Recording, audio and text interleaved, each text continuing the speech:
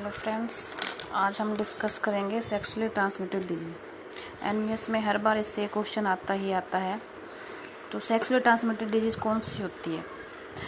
Total 8 type की disease होती है जो सेक्सुअली ट्रांसमिट होती है। फर्स्ट जैसे हमने लिखा है क्लेमाइडिया। क्लेमाइडिया जो डिजीज़ होती है वो हर एज के ग्रुप को इफ़ेक्ट करती है, लेकिन सबसे ज़्यादा ये होती है यंग्स में। जो यंग वंस होते हैं यानी कि जो जवान लोग होते हैं उनमें ये डिजीज़ सबसे ज़्यादा होती है। फिर सेकंड आती है जेनिटल हेप्स। ये क्या होती है? ये भी एक तरह की सेक्सुअल ट्रांसमिटेड डिजीज़ ही है।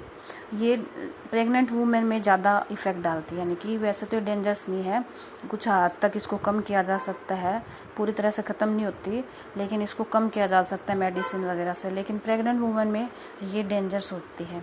एक तरह का इन्फेक्शन होता है, ईचिंग होती है। इसको हिंदी में आप जननांग की दाद बोल सकते हैं कि एक दाद की तरह होती है इसको, इसलिए इसको हिंदी में जननांग दाद यानी कि जनन अंग पे होने वाली दाद बोला जाता है। फिर आती है गोनेरिया। गोनेरिया भी एक क्या होता है, एक तरह का बैक्टीरियल इन्फेक्शन होता है। इसके कारण कई बार क्या होता है कि बहुत ज़्यादा बढ़ जाने का कारण इनफर्टिलिटी भी हो जाती है। और एचआईवी जो एड्स होता है उसमें एचआईवी वायरस होता है, ये डेंजरस होती है, क्योंकि एड्स में क्या होता है कि एड्स ठीक नहीं होती। दवाइयों वगैरह से, परहेज वगैरह से हम कुछ टाइम तक अपनी लाइफ को सेव कर सकते हैं, लेकिन हमेशा के लिए नहीं, क्योंकि ये बहुत ज़्यादा डेंजरस होती है। एक बार जिसके एड्स हो जाता है उसकी डेथ होती ही होती है। कुछ टाइम के लिए ये होता है कि वो अगर परहेज कर रहा है, कुछ कर रहा है, तो कुछ टाइम निकाल देता है। फिर फिफ्थ आती है एचपीवी, ह्यूमन पेपिलोमा वायरस होता है ये भी सेक्सुअली ट्रांसमिट होती है। फिर सिक्स्थ आती है प्यूबिक लाइस। ये भी एक तरह का इन्फेक्शन होता है। इसके कारण क्या होता है, ईचिंग होती है, बहुत ज़्यादा ईचिंग होगी, रैसेज हो जाएंगे।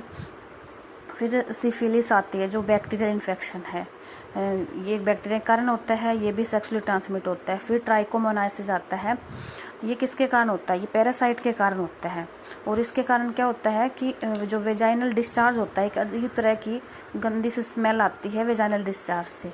और जेनिटल जो पार्ट होते हैं वहाँ पे क्या ईचिंग होएगी। और जब खासकर लेडीज़ में कि ईचिंग होती है, रैसेज हो जाते हैं। और पेनफुल क्या होता है, जब भी लेडीज़ यूरिन करती है तो उस दौरान बहुत ज़्यादा जलन होती है, बहुत पेन होता है, इतनी ज़्यादा ईचिंग हो जाती है, रैसेज हो जाते हैं।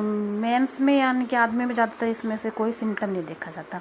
ये सेक्सुअली ट्रांसमिटेड डिजीज़ है। एनवीएस में हर बार इससे कोई ना कोई क्वेश्चन पूछा जाता है। 2016 में एक क्वेश्चन पूछा गया था कि which of these is not a sexually transmitted disease, यानी कि इनमें से कौन सी एक डिजीज़ है जो सेक्सुअली ट्रांसमिट नहीं होती।